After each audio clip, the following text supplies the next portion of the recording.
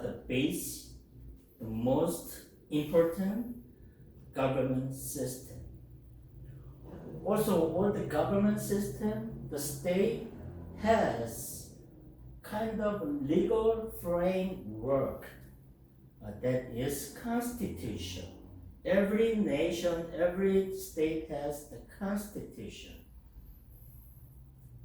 So, based on the constitution, the law is obeyed, the highest law, which is framework, constitution.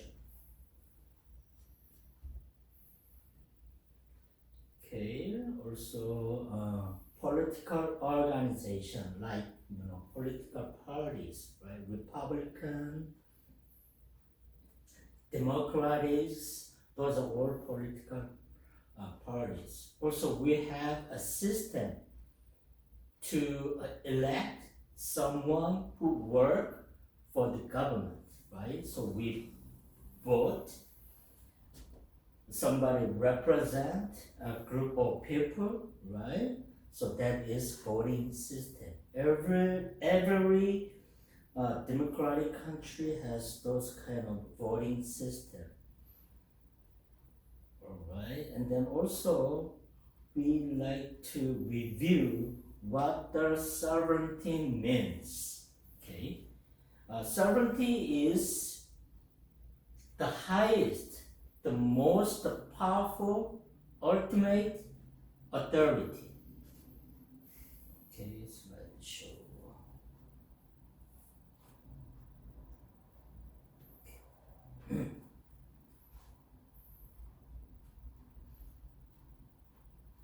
Okay, that is the authority. Okay, the ultimate and most powerful, highest authority. That is sovereignty within the territory for the nation, and also it is very independent from the outside of the territory, outside of the nations.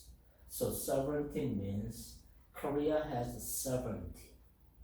That means Korea is never never do something what the US, what the Japan says to do. That is sovereignty. It has independently making decision process with its own power and authority. That is sovereignty. So when Korea was occupied by Japan many years ago, many decades ago, right? That time Korea didn't have sovereignty because Japan was controlling Korea, right? So Korea never had sovereignty at that time.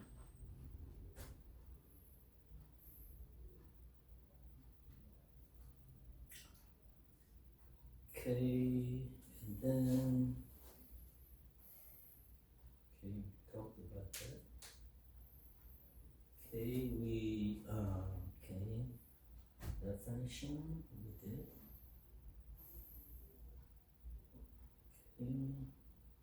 Okay, type of political system.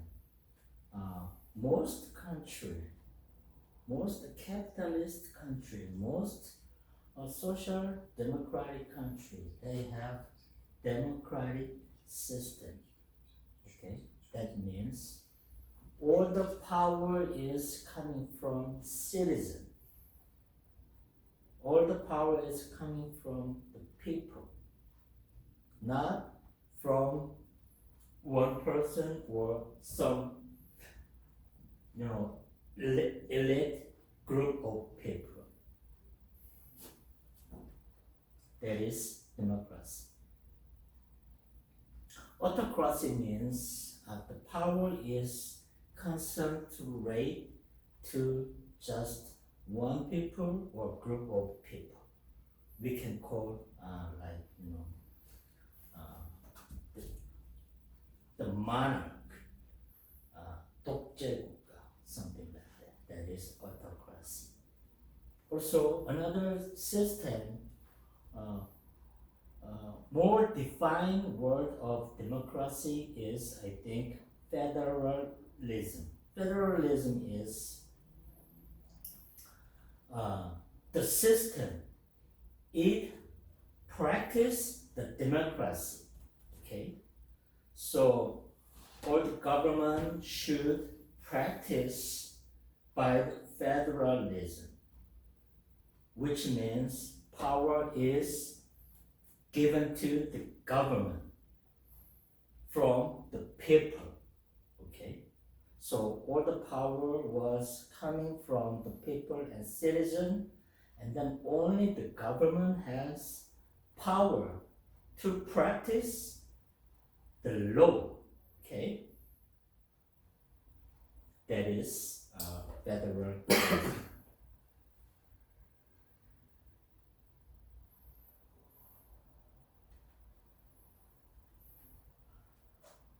So legislature power, that's branch, executive power, judicial power. Okay, one more time.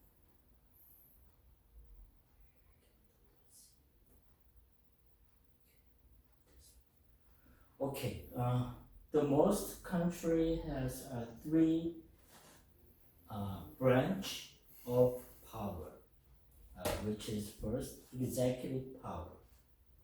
Okay, executive power means that is authority to execute, enforce the law, and implement the national policies.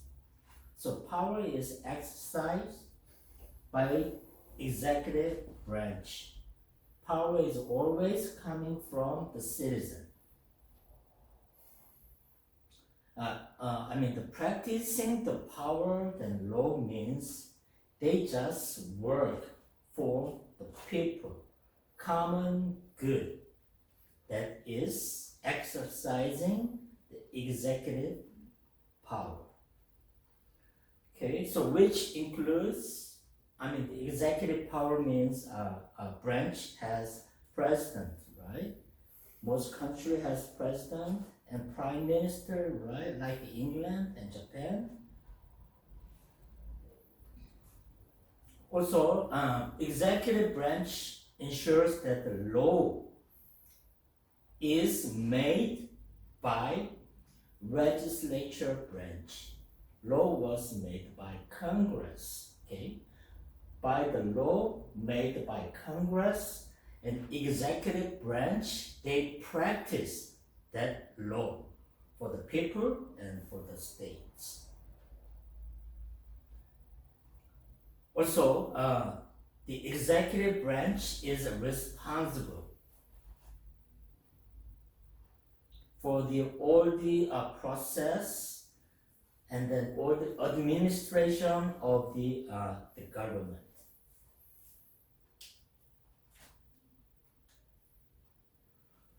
Also, executive branch also handles foreign affairs, right? With diplomatic matters, we have to deal with Japan, or we have to deal with U.S. Any other neighboring countries. There are some issues, right? Like the trade issue, the environmental issue, any issue we could have with neighboring country. So that is foreign affair, diplomatic issue. So the executive branch also they need to talk to president of other countries. Yeah. So that is handling of foreign affairs. So also executive has also the responsible for the defense of the states. So every country has a military system, right? Soldiers. So yeah, that is the things that executive branch has to do. Also, there are provision of service to the public. Provision means, the executive branch has to have kind of system helping provide the basic, living conditions for the people. Like, executive branch has to offer to the citizens basic, living condition, like living basic housing,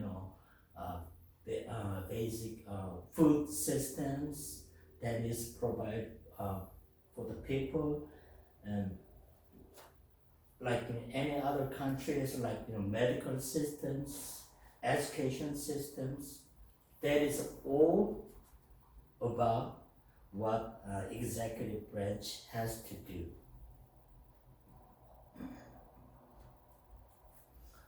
Okay, another branch we are talking about is judicial power. Judicial power means the power of making the law, okay, which is practiced by Congress. So this is the authority to interpret and apply the laws to resolve the dispute. Dispute means like conflict, fighting between two group of individual or people. And then this power is exercised by judiciary, so comprising courts and judges. So the judiciary interprets the law and ensure that justice system is served in legal dispute. So judicial branch protects a citizen's right and freedom by ensuring that law is fair, and then that is applied to fairly to the people.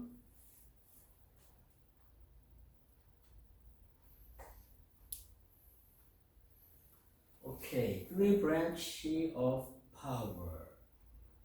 Okay, the reason why we need to have three branches of power: executive, judiciary, legislature.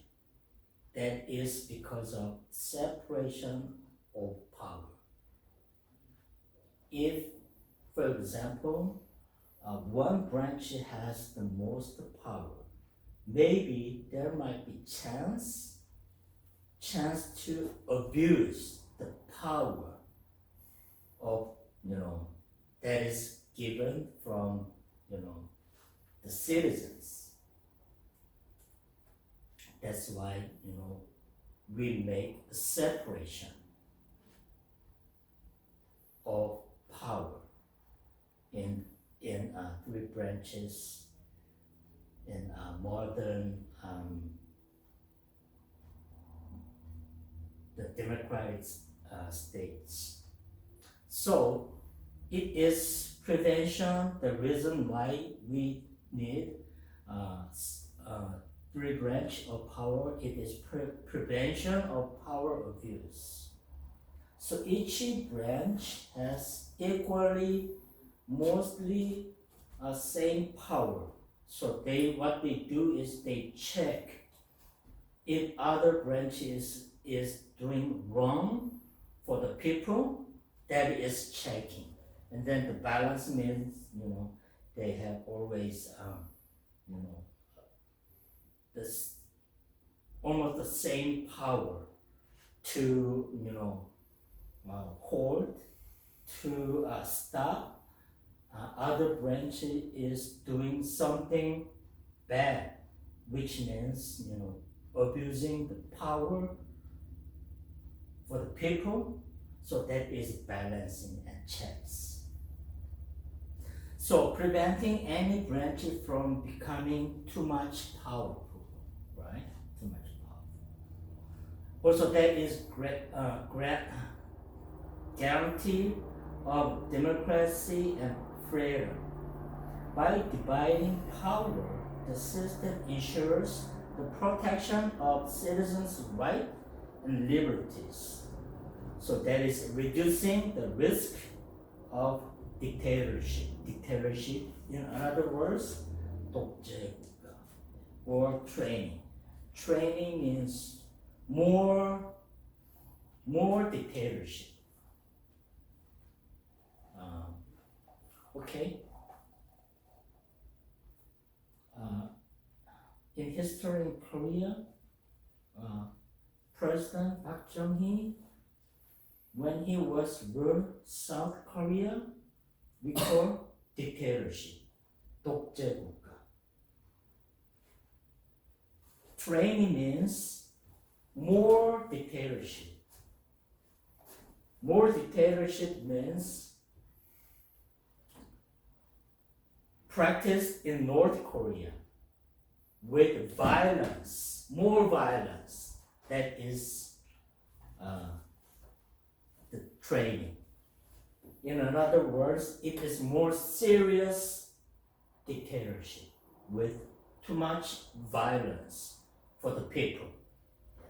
So like compare North Korea, South Korea. North Korea was more dictatorship, that is training. So three branches always practice the checks balance. Legislature, Congress, executive like president, judicial, court, they hold each other. Yeah. They check each other if they are doing something bad for the people. So that is check and balance. Okay, we have an example of checks and balances, right? So legislative branch, they checks executive. So parliament, which means Congress monitor the government through budget approval. Okay, always the executive branch, they have a budget for 1 year, administrating of the whole country's budget, right? They make the budget. Also, they need to submit the budget to the Congress. Without Congress sign, they cannot practice the budget. That is check and balance. So also, there are power of impeachment. If some officials in executive branch is doing something bad for the people or totally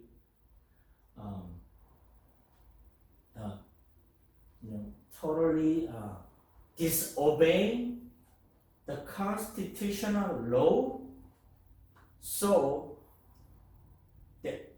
the legislature branch, the Congress have power to impeachment for that government official, actually executive official. So impeachment means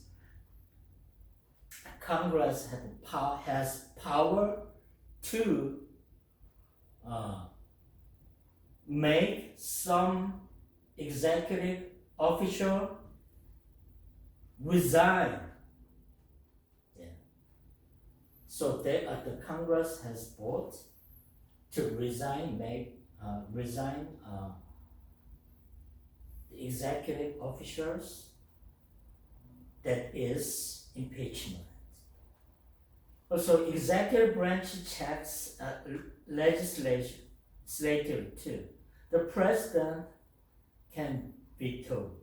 Veto means president refused to sign the law, final sign. Yeah. The law was made by legislature, Congress, right? But also the Congress has to submit that law to the president. And then president look at the law, oh, there are something wrong in the law made by Congress. So he cannot sign. He doesn't want to sign. So it becomes trash. Also, a judicial branch checks both legislative and executive.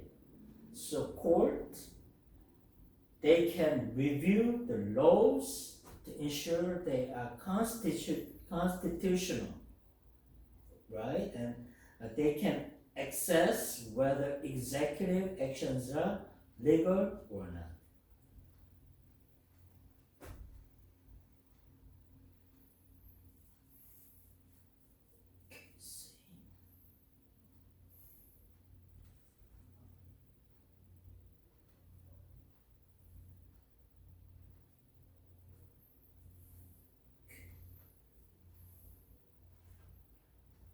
Okay, now we like to talk about 21st century state and sovereignty. Up to this point, we were talking about the real definition of state and sovereignty, right? But nowadays, the sovereignty state system is practiced way differently from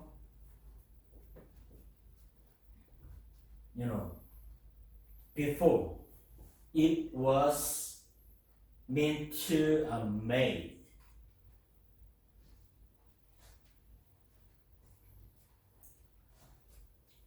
Okay, traditionally, the sovereignty, which means state has, like I said, it has ultimate authority, power over its territory, right, in the nation. And laws and citizens, so this includes control, 100% control of within the board, and then people included. Also, they have ability to make and enforce the laws, right? And then 100% autonomous,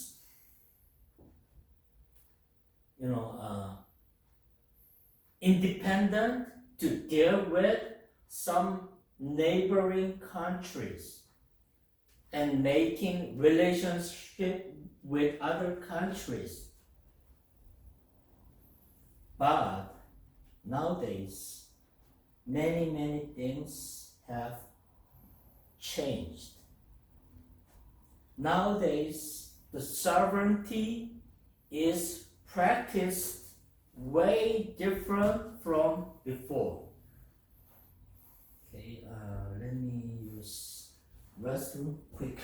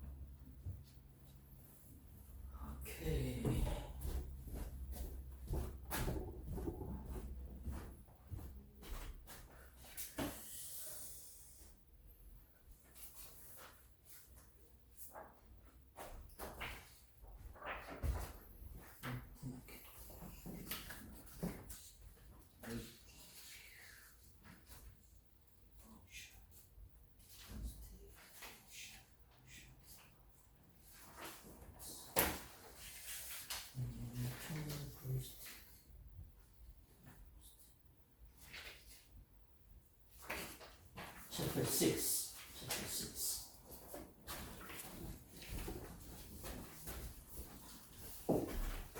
Hi, come on in. We are doing chapter 6. This page, this handout. Yeah, chapter 6.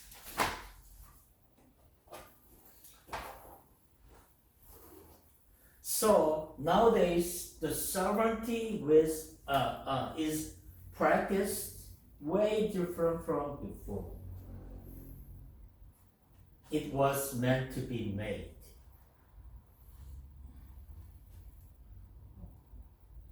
So why it is practiced differently? The sovereignty is practiced differently. It is because globalization.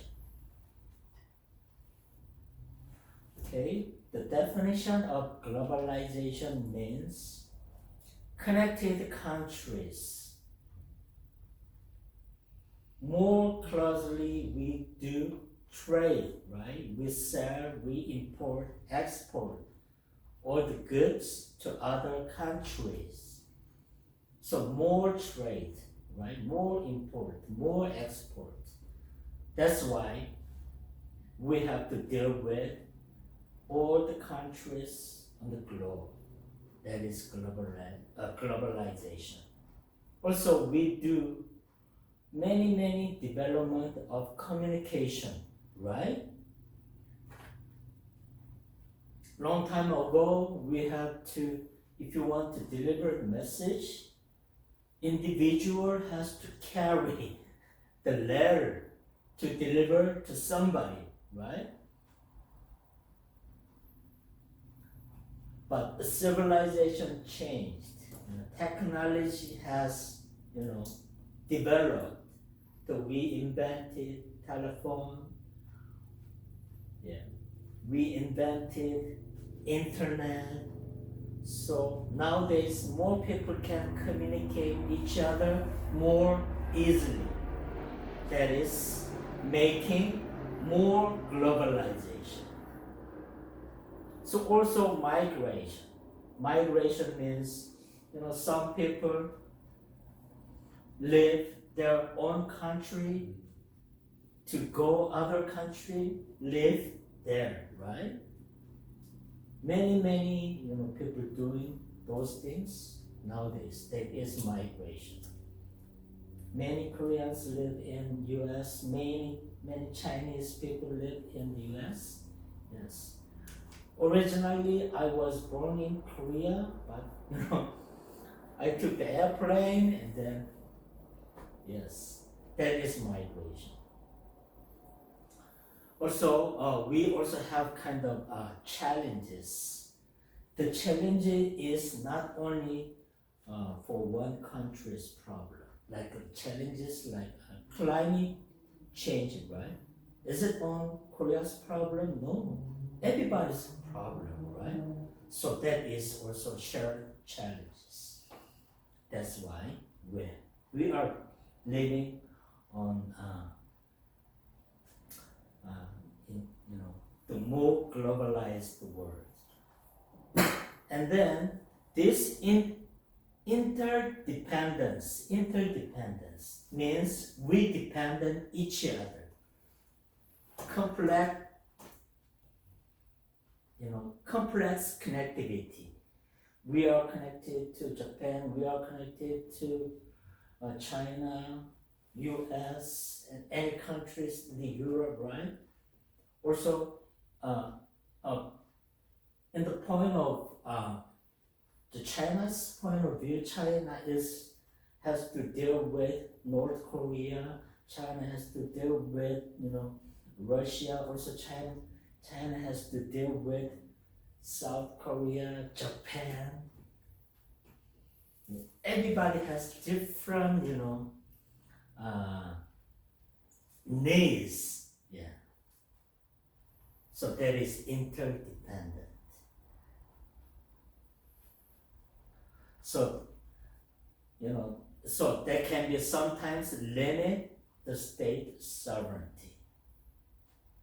So as international economics, right, we do many trades and political forces that is limited by other countries. So let's say every country, all the nations have for example, trade agreement, right? Okay, for example, US has trade agreement with Korea, with China, with Japan, right?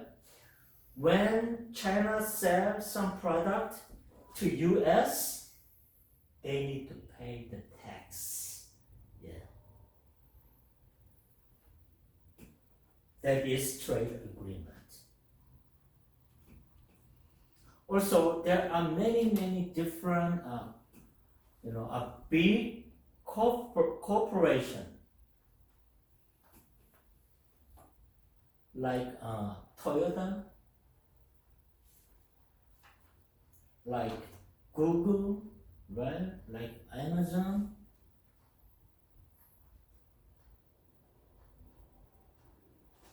That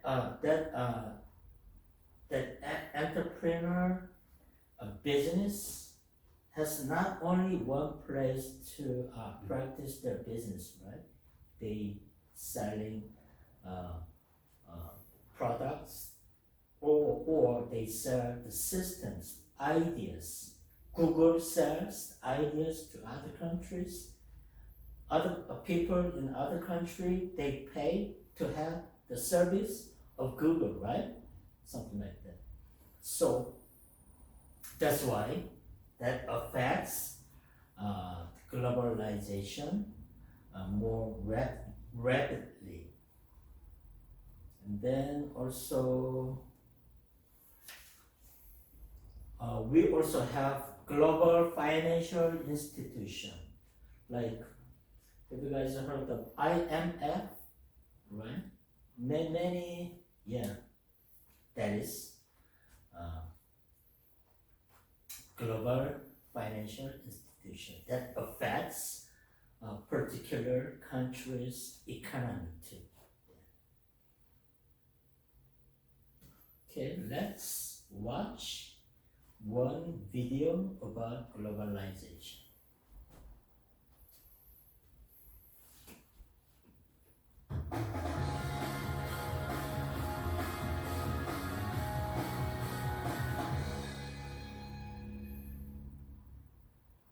Globalization is a widely discussed topic. It is therefore not all that easy to explain such a complicated term in simple words.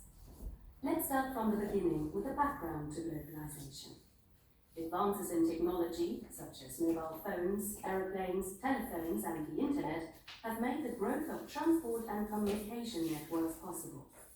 Amongst other things, this means that people and countries can exchange information and goods more quickly and in a less complicated way. This process is called globalization. Globalization comes from globe and means the worldwide coming together of countries and nations. Let's look at an example. Companies used to manufacture products in their home countries, just like the companies Profi TV and Supercolor, who produce televisions in country A. Their products are in direct competition with each other, but both companies pay the same salaries and production costs. They have the same customers, use similar suppliers, and sell televisions at similar prices. In short, the same conditions apply to both companies. So far, so good. Due to technical, cultural, and economic developments that have come about through globalization, and the companies which manufacture products under different conditions can now offer their products in country A too. That's why a company from country B can sell televisions here at a lower price because they were produced for less. The local firms Supercolor and Profi TV have to react to withstand the competition. And so the world grows closer together, and there is an active exchange of goods between countries. More affordable products are available to more people. However, not only does an exchange of products and economic goods take place, but also of services, knowledge, cultural goods, and even languages. All of these individual elements are closely linked and influence each other. But where there is light, there is also shadow. Because of globalization and this intense exchange of goods, people and the environment often suffer. If a company decides to move production to an economically disadvantaged country, people in industrialized countries lose their jobs. At the same time, job opportunities open up to many locals in the economically disadvantaged country. Many people in these countries work for very little money in comparison to those in industrialized countries. Therefore, they often remain poor, and more often than not, do not have sufficient insurance, social insurance, or health insurance cover. A further disadvantage of globalization is ecological problems, such as climate change. The use of aeroplanes, ships, and lorries to transport goods over international borders is constantly on the increase. This causes more carbon dioxide to be released into the atmosphere, which in turn is the main cause of global warming. Even national environmental standards are ignored. This is a further cost factor in the worldwide international site competition, which should be kept as low as possible to be attractive for a company. There are therefore many sides to globalization which affect almost all aspects of life, causing me to think that the chain of positive and negative effects will continue to grow further. What's important is to realize that globalization itself is neither good nor bad. It just depends how people deal with all the new possibilities in the future.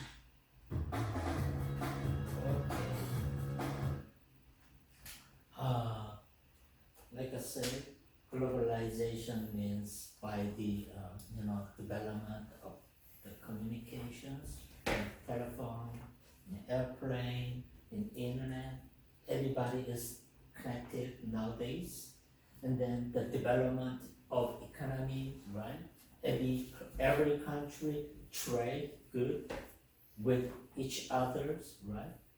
And then a good example in here, there are not always good about globalization or dark side too. Let's see, some coffee bean is made by the countries, lower economic countries, right? Coffee beans. It was sold to rich countries. Then I'm not saying of the famous, the franchise like Starbucks, any other coffee companies, they sell their products kind of expensive to the people, right?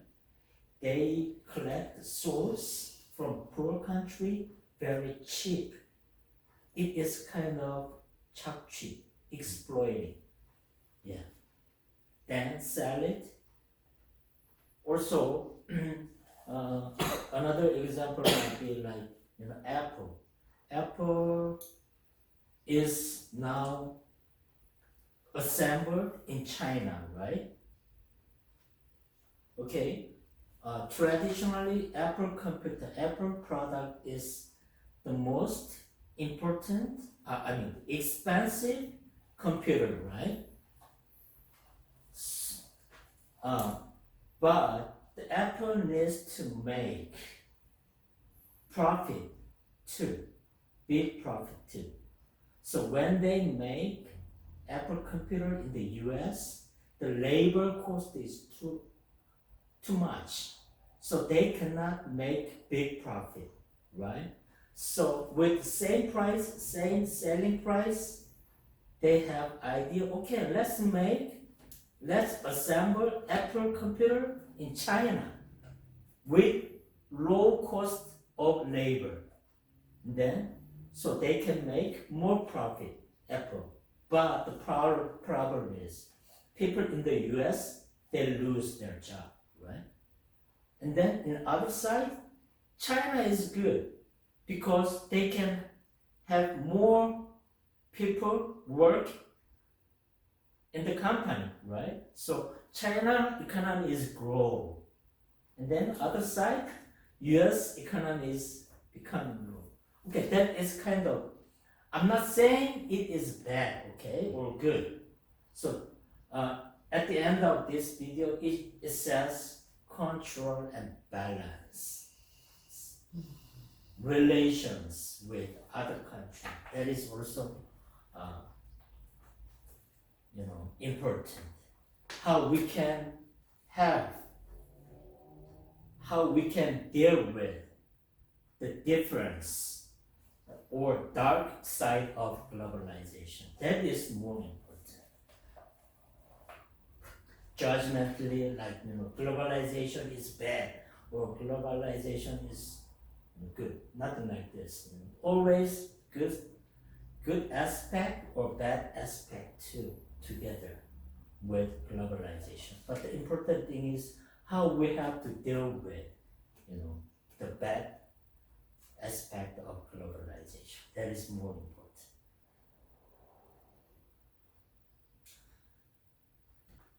Okay, let's see another video of globalization. Globalization often arrives with an unpleasant side effect, increasing inequality. Yeah, dark side of People lose jobs through globalization. outsourcing and the increased migration of foreign workers. Globalization also increases the roster of competitive companies, and when they duke it out, only the strongest companies with the best technology survive. As a result, the world's wealth increasingly concentrates at the top. Oxfam reports that in 2011, 388 people controlled more money than the poorest half of the world's population. Just 5 years later, that wealth had concentrated into the hands of only 62 people. This year, Oxfam estimates that just 8 super-rich people have more money than all the money owned by the poorest half of the entire world's population. This problem of inequality is real. Movements like Occupy Wall Street and Fighting Inequality Alliance express frustration and strategize solutions. They argue that a large, secure middle class is the backbone of a strong and growing economy. But others argue that a rising tide lifts all boats, and that people are more likely to ignore these inequalities if they can see their own incomes rising. However, evidence suggests that overall, the tide is no longer lifting all boats. In advanced economies like the United States, Western Europe, and Japan, a general increase in wealth among the middle class is becoming less common. In a study of 25 of the world's most advanced economies, the McKinsey Global Institute found that almost 70% of households have experienced flat or falling incomes in the last decade. This is quite the change from the 1950s through the 90s, when most children should expect to make higher incomes than their parents. Many of those who sense this lack of progress and opportunity for their children have turned their frustration on the very idea of globalization and expressed negative opinions about free trade and open immigration policies. Sensitive to these negative voter opinions, politicians turn inward to help ensure jobs don't leave the country. Yes, They lock down borders, it happens now. increase the number of work visas, and punish companies for not using local labor. Unfortunately, this solution only makes things worse. Yes. History has repeatedly shown that protectionism leads to slower overall growth and decreases the competitiveness of nations engaged in such policies. For example, the Smoot-Hawley tariff of 1930 increased tariffs on foreign goods from less than 20% to nearly 60%. The tariffs worked. Imports to the United States fell by over 60%. Buying foreign products became too expensive, so people had to buy American. This seemed like a great idea at first, but in retaliation, other countries raised their own tariffs as well, and a global trade war began. The world's GDP dropped 14%, and the trade wars worsened an already depressed global economy. These sentiments and actions sound hauntingly familiar today, so rather than follow the same path of blocking trade and banning immigration, thereby slowing growth, advanced economies like the US might be better served by finding ways to address the problem of extreme wealth inequality and encourage reasonable sharing in the global marketplace. To do that, companies and governments must work together to improve their competitiveness and make the world more, not less, global. This needs to be done in a way that will help transition and retrain workers who are being displaced, nudging them to areas of growth, which in the US include sectors such as healthcare, information technology, automobiles, energy, farming, education, and financial services. To help workers transition to better jobs, governments and companies may focus on 3 initiatives. The first is to revive growth through increased innovation. The second is to improve transitions from education to employment. And the third is to adjust taxes, raising disposable incomes for low and middle income households. Globalization often arrives with an unpleasant side effect.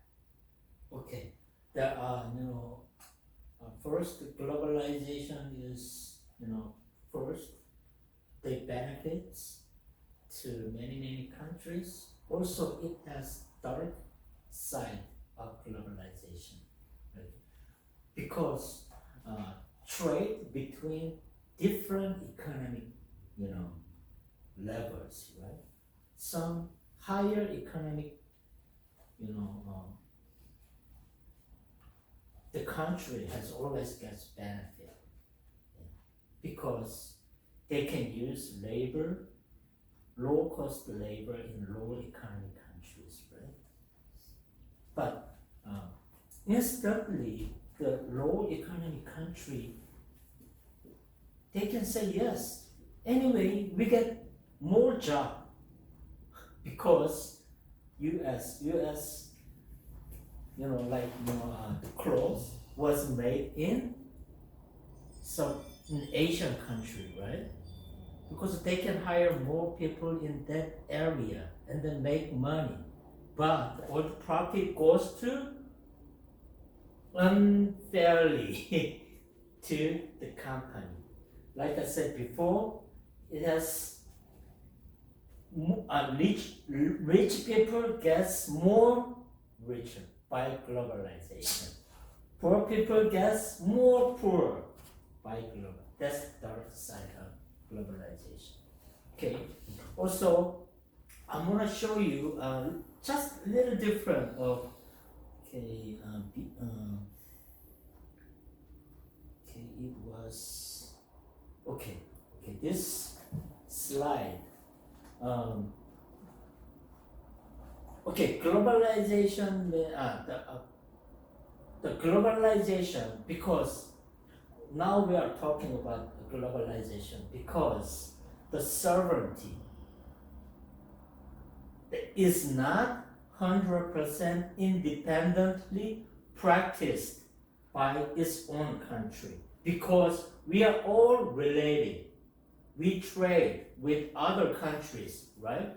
So we have to make agreement each countries.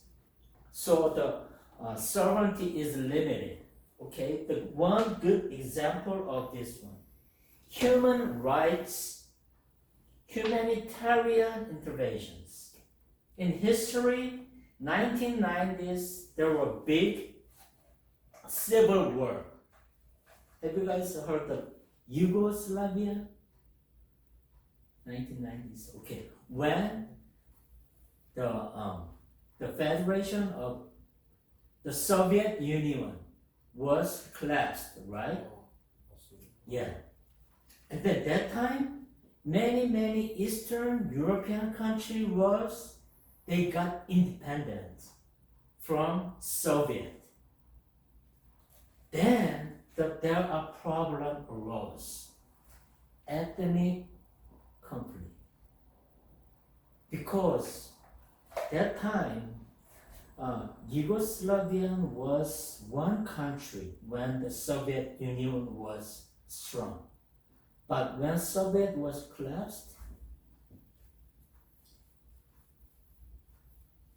the composition of Yugoslavia was, there are many differences. Not one religion. Christian, Muslim, there are many also different ethnic groups. Serbs, Bosnian, Albanian, they start to make conflict.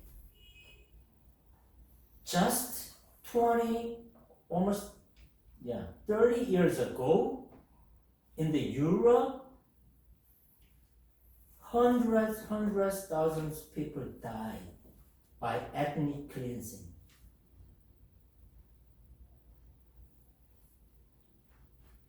Okay, so that is not only Yugoslavia's problem. Okay, that time, United Nations and US intervened in Yugoslavia. Hey, President of Yugoslavia, stop doing killing people. Okay, they sent, UN sent troops to Yugoslavia. So that means one country cannot practice 100% sovereignty. So especially when it is involved with humanitarian issue, the United Nations intervenes. I can show you many examples. Okay, so human right, humanitarian intervenes right here in the slide. The NATO. NATO means the military association in the Europe. They intervene in Kosovo. Kosovo is city in Albania. Albania was part of Yugoslavia. Okay, 1999. Yeah. Oh yeah, 20 years ago. Just 20 years ago. In international involvement, also Libya too. Yeah. Because human rights abuse was practiced in that country. Okay, another problem. Okay, now with globalization, I think also we get more benefits too, but I think also there are more conflict between people. Religious conflict, ethnic conflict. So there are many people displaced, not voluntarily. Displaced means refugee. 무슨 말이에요? 한국말. Okay. I am Korean. Okay. Okay. Good example. You guys heard the news in Arab, particularly Palestinians and Israel, right? Okay. In Gaza Strip, there was the area of Palestinian. But nowadays there are war in that area, right? So people live in Gaza, they cannot live because war is going on over there. So they have to move to other area. That is displacement. In other words, refugee. 피난자. Okay. So I think with more globalization, I think we have more conflict between countries, between people, between culture, between religion. Okay, I want to show you the one statistics of problem. 122 million people is displaced now. These are people of refugee.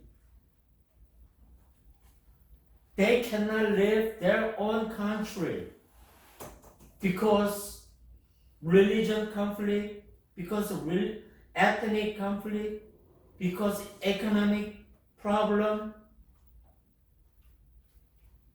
They need to move any other area because they have to live. The number of that people are 122 million people they don't live their own country. What do you think? Is it big number? Yeah, that is really, really big number. They are forcefully displaced. That is a sad number.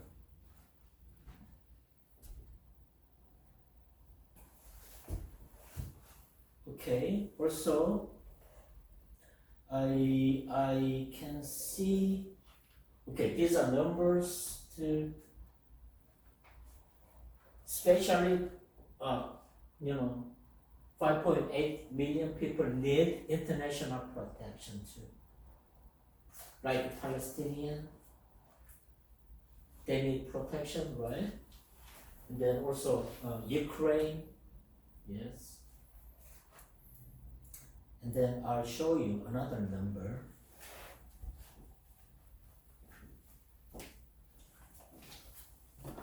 Okay, because the problem was originated in their own country, 65%. The reason why they need to leave their country, the number one reason was it's their own country's problem, 65%. Not because of other country, like military invade, any other reason. No, that's not the reason. Because their own problem with ethnic, religious problem, so they have to live.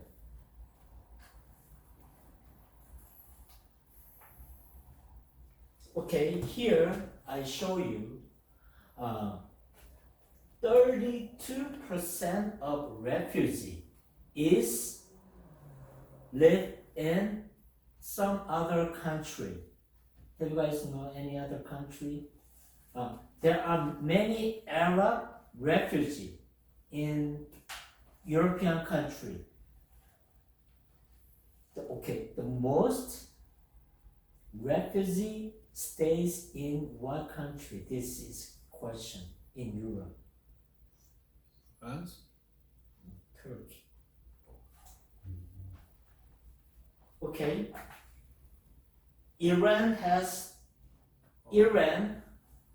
accepts refugee 3.8 million people. They tell, okay, come to Iran. Okay, if you're a refugee, come to Iran. Okay, any other country? Turkey. Turkey is 3.1. Also, South America, Colombia.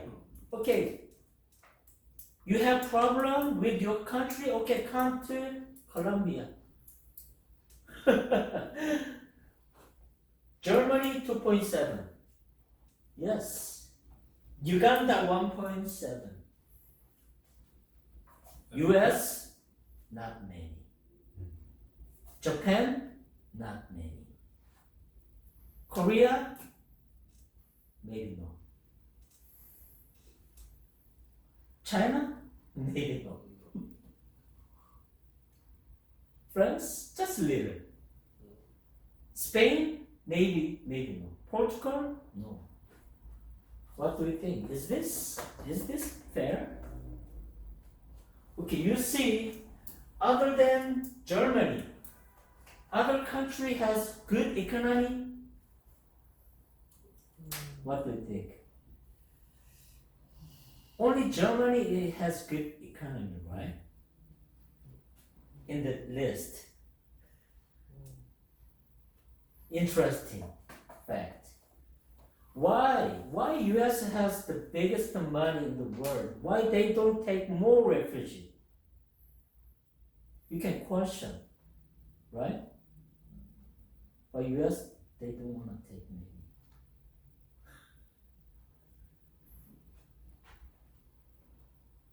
Also another number is, okay, 44 million people are stateless. they don't have legal citizenship. Also, you see 47 million children. They don't have home. They live in refugee camp. 47 million. That's really sad.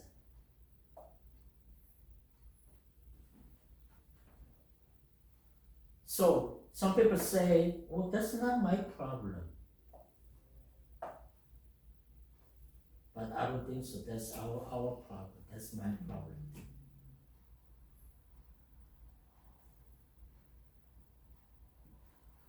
So we have to take care of this problem.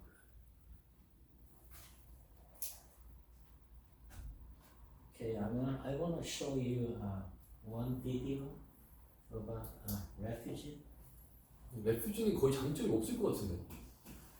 그러니까 그 나라에 살 수 없으니까 다른 나라 피난 가는 거예요. 근데 이제 받아들이는 입장에서는 단점밖에 없지 장점이 있을까요?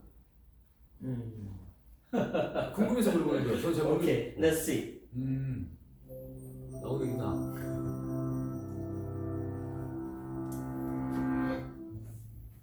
Around the globe, there are approximately 60 million people who have been forced to leave their homes to escape war, violence, and persecution.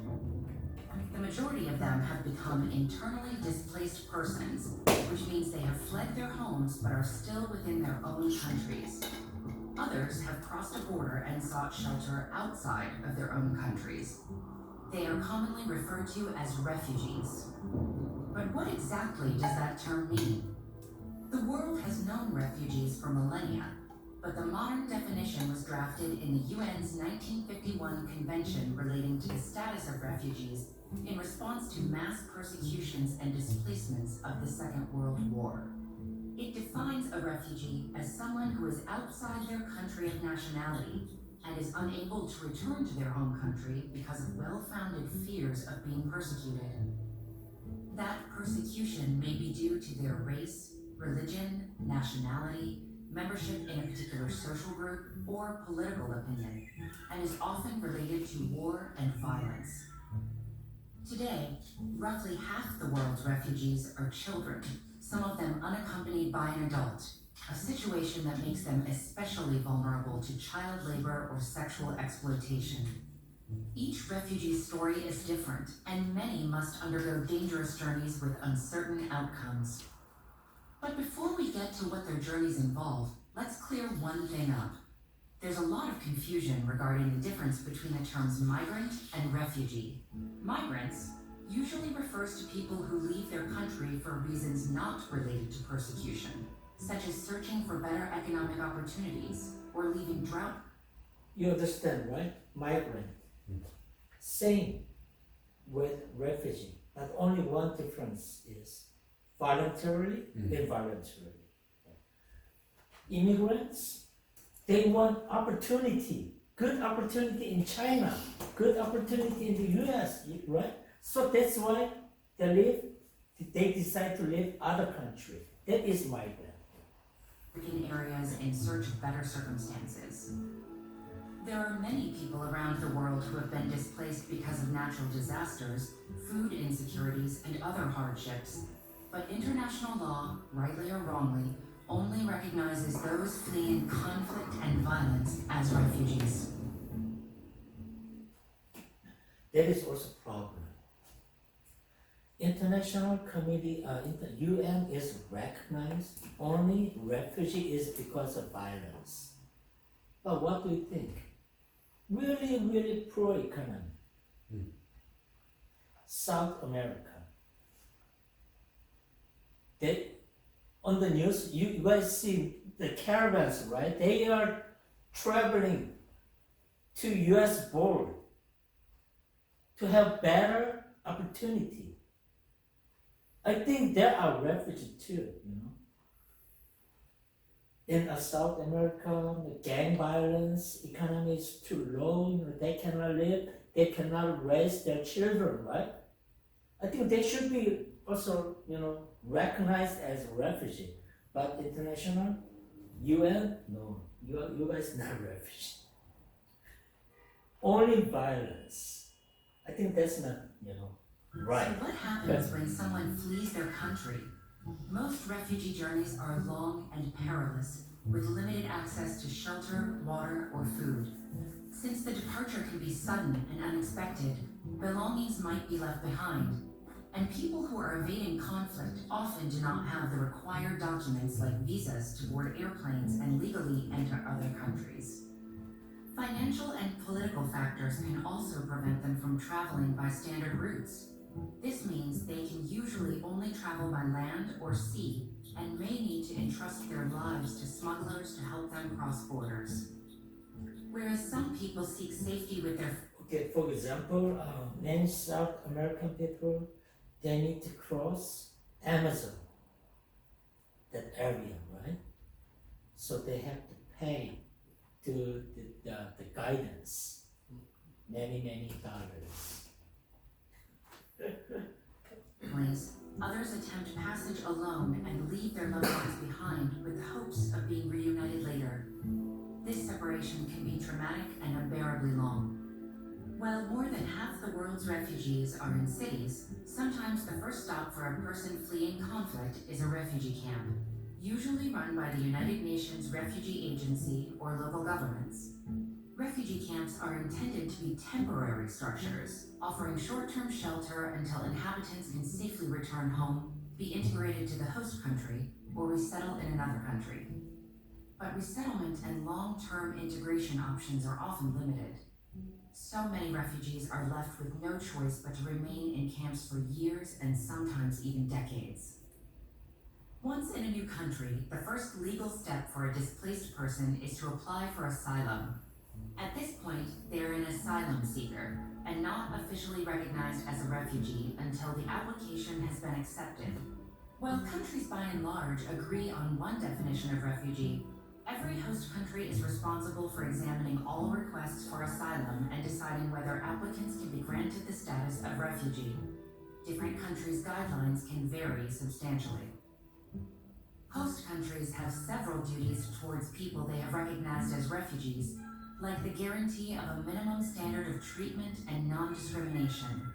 The most basic obligation towards refugees is non-refoulement, a principle preventing a nation from sending an individual to a country where their life and freedom are threatened. In reality, however, refugees are frequently the victims of inconsistent and discriminatory treatment.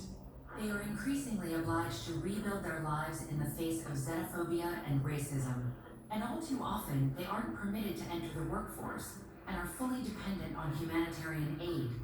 In addition, far too many refugee children are out of school due to lack of funding for education programs.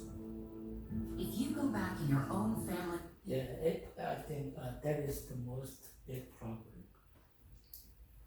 Like you see, half of the refugees are children. So they cannot get the education.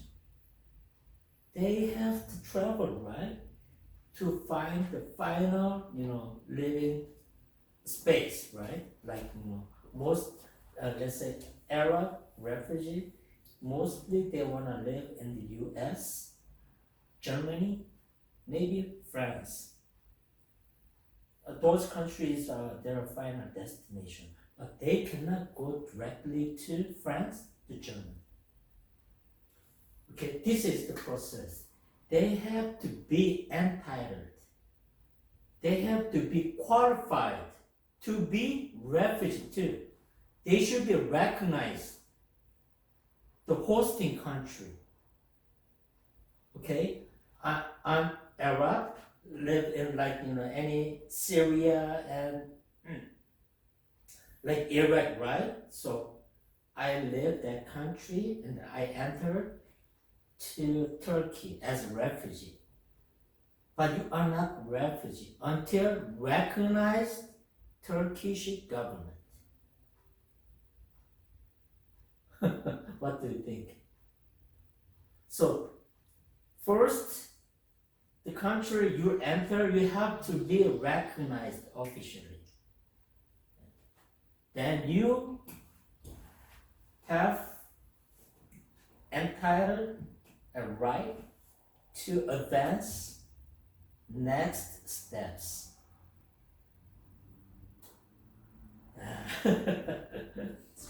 So you have to prove yourself. I'm refugee, but I don't have any paper, either escaping a war no document. or fleeing discrimination and persecution. So what about children too? So they cannot approve. They cannot go to school. You are not recognized the government, you cannot go to school. That's why they live in the camp, refugee camp. There's no school, right? So I think that is the most biggest problem.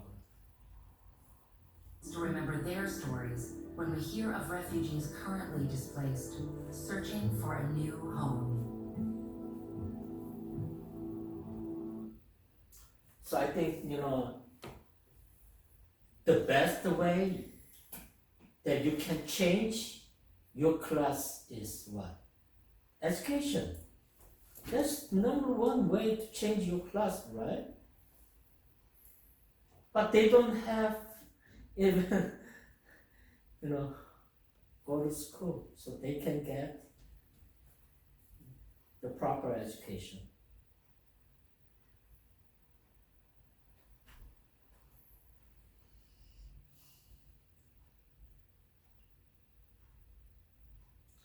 So that is also another problem of globalization we have right now.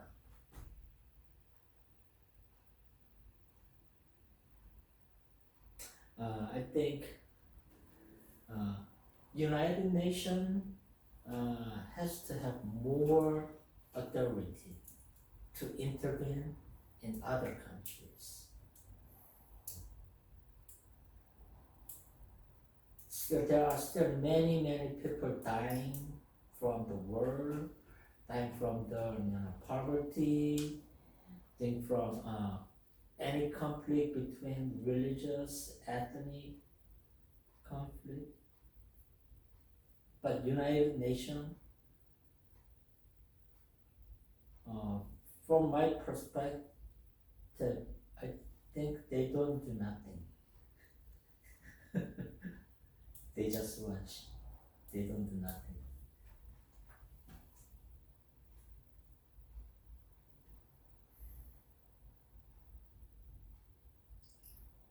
So, sovereignty, humanitarian intervention. Sovereignty, human rights. So that meant, something happened to the state's border that was, there was not their own business, always related to other country. So good example, 21st century has, grown census. The human rights are universal, right? Everybody knows that. When the state violates basic human rights for their citizens, so international organization, do something to stop those things. We call that is responsibility to protect.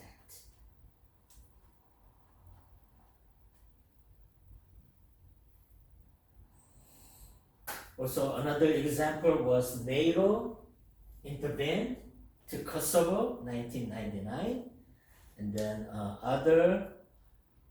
Libya. What was the dictator Gaddafi? Yeah, he was, dictator, but there was civil war in Libya, so United Nations intervened in that country to stop the killing, stop the violence.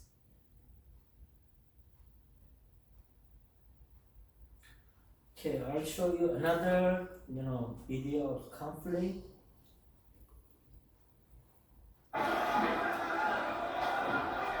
You can't hear yourself think. It's not just the noise of the sirens and the strikes. The sound of the chaos in between is just relentless. I give you a question. This thing, what do you wanna do? This thing happens in China. This thing happens in Korea. What? Okay, for example, let's pretend this war violence happens in China, in Korea, in Japan. Your friend is killed. Your family member is killed. Is it really sad, right? But this happens in Palestinian, in Israel, almost Every day. every day. Pure panic everywhere you look. This little boy was pulled out alive, his face blackened. His rescuer rushes to his mother. But before she can embrace her boy, she passes out in a shock.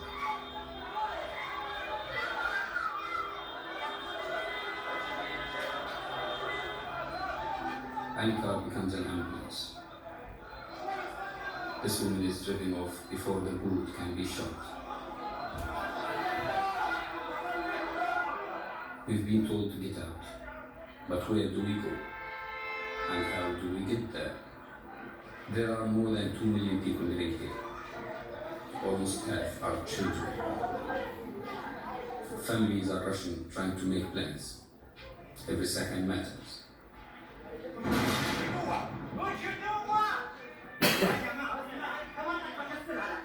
Gaza is under a complete siege.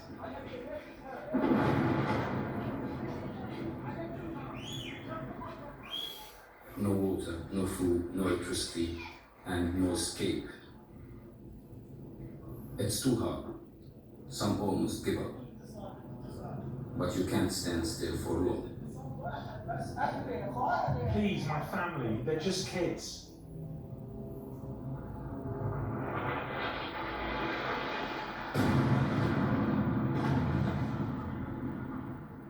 We are not strangers to war, but how it feels this time.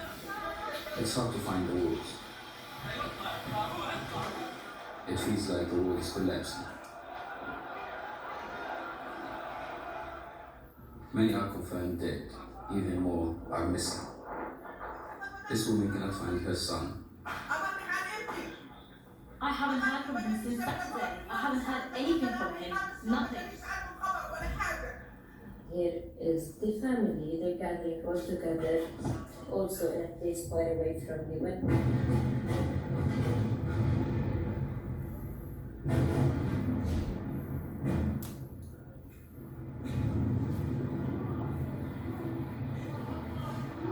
I was trying to explain things, but I think you can hear them now. I'm walking right now, close to my home, close to my building, but I swear I couldn't recognize the street. I'm also afraid walking because any minute, anything may explode. This afternoon I met Plestia on the street close to where her home once was. Now it's not even safe to walk. Like as you can see here, this building caught a fire as well, other than the bombardments that happened. So it's not safe, nothing is safe, literally.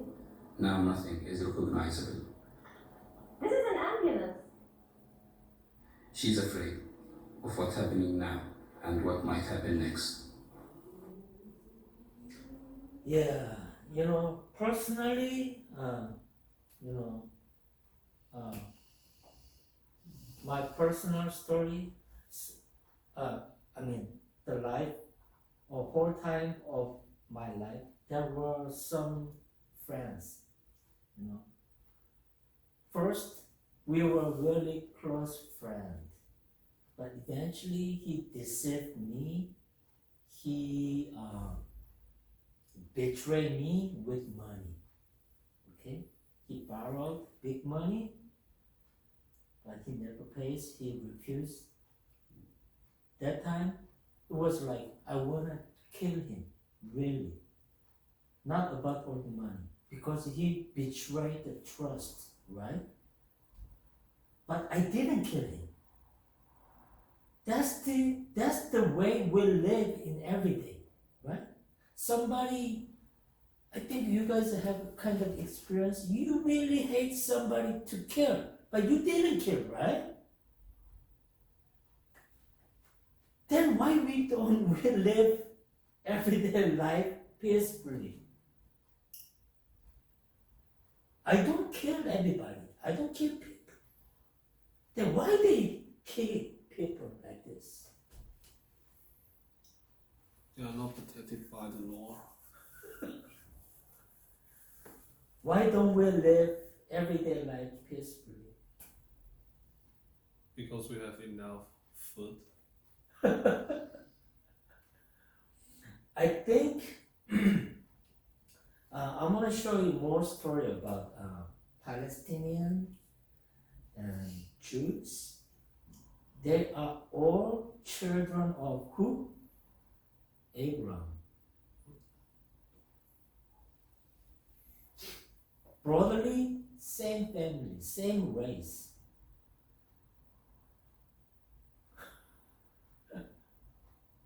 Why we do this? Why we kill brothers and sisters? I don't understand.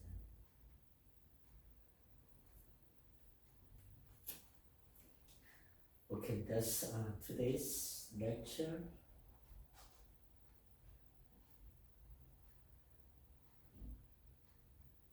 And then I think I can finish. Next week is the last week, right? I'm not sure. Is it okay? Yeah. Okay, come.